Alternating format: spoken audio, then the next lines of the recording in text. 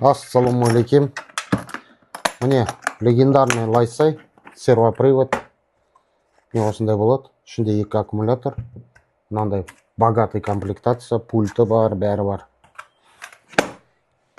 Енді мынау лайсай, мынау маятниковый, тоже батарейкасын орнына қойып қойдым. Бір батарейка, комплектация мынандай. Несі бар? Пульт управлениесі бар.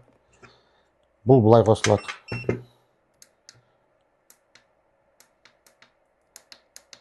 Бұның преимуществосы, өте жақын келеді, мына жерге дейін 3 мм-ға дейін келеді, 4 мм-ға дейін стенге жақындайды, и төбесі 5 мм-ға дейін жақындайды.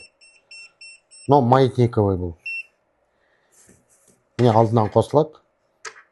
Диодтар осырым, өте жақсы жасалғаны, бәрі резинасы, бәрі енді топовый. Лайсай. Енді көп сұрақтар болып жатыр, сол үшін тағы да видео түсіріп жатырмын. Былай қосылады. Бұл сервоприводный. Міне, бүкіл луч жанды.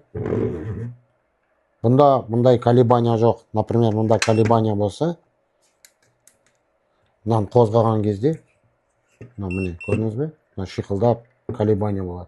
Мұнда колебания жоқ. Потому что сервопривод ішінде двигатель арқылы қозғалады. Бұл міне үстін бұлай горизонт атады, и мынаны бұлай қойсаңыз полды атады. Полды міне атып атыр, түзетіп отырады. Бұның единственный минусы,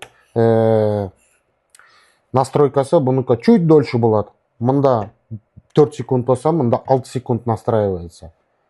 Қалған плюстар өте көп.